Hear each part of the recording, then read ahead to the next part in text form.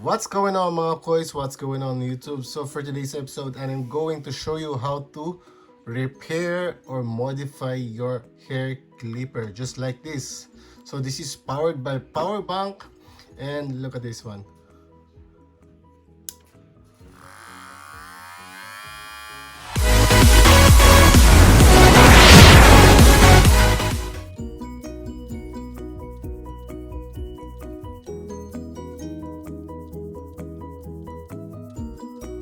The KMA 2609. So the problem with this clipper is the clipper board is already defective. So and I need to replace something so I can use this clipper again. So at my very first tutorial on how to repair the clipper is a direct connection from the battery to the motor, but this one is more accurate and it throws really a very good power and a constant voltage running to the motor. So how to do this?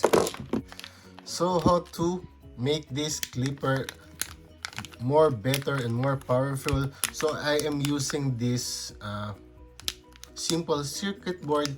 This is what we call the PWM, also known as the DC motor controllers.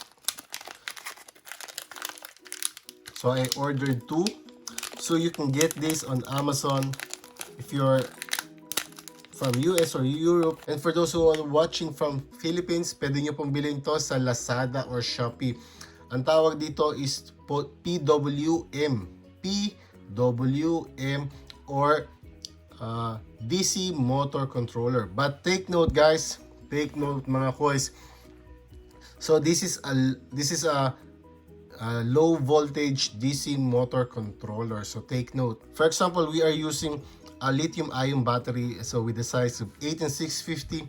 So 18650 is a 3.7 volts. So this circuit has a fuse. So if there's a over voltage output, then this will shut down. At the back of this board, of this circuit board, you have the power, the plus and the minus, the negative and positive, and here comes the motor, which you have the positive and the negative. So this is actually a controller. You have what they call this potentiometer. So this is a potentiometer which you can adjust the voltage output of this circuit or whatever power source you got. So in my case, this is what I built. So ulit mga koys, sa Lazada at sa Shopee nakita ko na mura lang to, 60 pesos lang, pinakamura ko nakita. So search nyo na lang to. Kung sira yung sira yung clipper nyo, pwede nyo tong gawin. So instead na gawin nyo yung direct sa battery, is pwede nyo mas maganda to kasi variable voltage to. This is more powerful. I mean, you will get a constant voltage on this controller or PWM, because it will, you can set the voltage of this circuits. This is the potential, again the potentiometer. You can set the voltage whichever you want. So this is my clipper. So how to do this? I'm going to remove the screw. So this is the clipper itself. So what's inside the clipper? So as you can see, there is no more batteries inside, yeah, because I cannot put my single. You can put actually single 18650 or lithium ion battery, but the problem is how can you charge it if the board is already defective? So there's no more chance of charging the battery. So instead, I make another setup on this clipper. So this is very easy. So I have this, the power and the motor. So this motor input, that is the motor input. So you're just going to wire the motor here, so the positive and the negative, and then this is the power, which is your power source. So in my case, my power source is this power bank. So why power bank? So this is a 10,000 milliamp hour power bank. So this is very ideal for me because this is only 5 volts. So USB output is 5 volts. So you can read on the description. So the output is approximately around 4 to 5 volts. So we will measure it later. So this is my power source. So you have to get the polarity of this. So this is my positive and the left side is the negative. So I'll just, okay, and this will be powered with this power bank. So let's try this. So this is, okay, so we will check the voltage of this. So this is the positive, this is the power source, and this is the positives. So what I'm getting is a 4.8 volts. So this is the input voltage. So this is the input voltage here and the output voltage of the power banks. So it's 4.8. So I'm getting 4.8 volts from the power bank. But so I set this on this very low speed. So I want to know what is the voltage coming out from this circuit. So we're going to check the motor output. This is the motor, then I will test the voltage, what voltage is coming out from this circuit on this settings, a very low speed. So let me check. So as you can see, I am getting 2.05 voltage. So this is a constant voltage. But if I will turn this more faster, so as you can hear, it runs faster. But the power input is still in 4.8 or something, around 4.7 to 4.8, but the output voltage, now I have that 2.56 volts. So what if I turn this more, or so this is the most this is the maximum speed of this clipper. So I'm getting 4.7 volts input. Then we will check the output of this voltage. So I am getting 4.4 volts, around 4.5 volts output.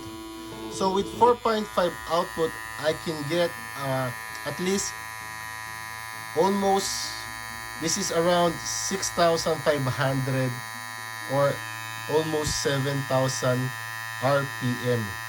So this is running around, again, this is running around 6,500 to 7,000 RPM. So this is fast enough.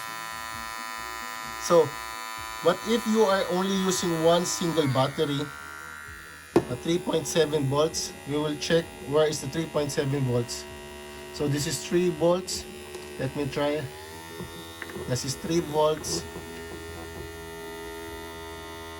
3.3. 3.6.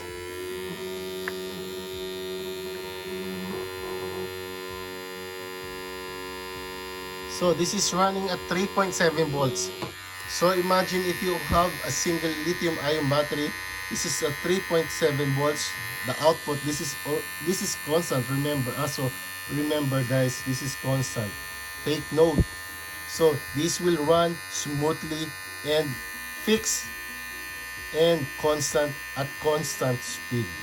So this is 3.7 volts. Look at the power of this.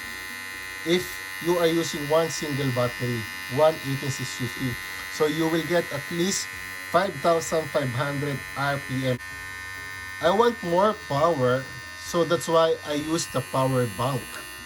Because power bank, I can get at least maximum 4.7 volts on this power bank. So remember, the more voltage you give on this motor, then the more speed you'll get on this clipper. The logic here is the more voltage you give on this motor, the more speed. But of course, I want to limit myself to 4.7 volts or 5 volts. That's why I'm only using power bank. So you can use a series battery or two batteries in series connection. So if you have one single 1860 battery, you will get 3.7. If you make it series connection, then you will get times 2 4. But 7.4 is already too high for this. You can actually you can do other way actually. So if you don't want the potentiometer outside your clipper, then you can keep it inside and cover it. You can do whatever you want. So this is just an idea how to repair or to modify your slow clipper. So many China brands are very slow. They are running sometimes below 5,500 or at least 5,500. But with this modification, but again, doing this on your own risk, So this works for me. So it's your decision if you're going to replace the original board of your clipper or wait until the clipper until the clipper is defective. But then you can replace using this simple circuit, which is the DC motor controller. This is actually semi-cordless, so you just put your power bank in your pocket, then you are ready to cut or to do a haircut on this clipper. This is actually a switch. This is the shot. You can hear the click.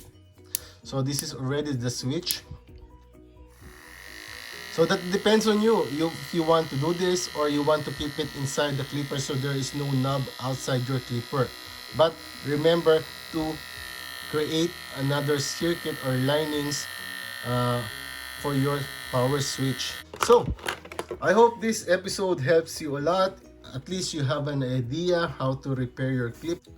So thank you for watching, guys. This is my simple modification or simple repair, so instructions. So if you want to help this channel, please click the subscribe button and don't forget to click the notification bell as well. Mga kuys, salamat sa panonood. Thank you for watching. Again, Sam Pitts the Hobby Barber signing out. Peace out. God bless all.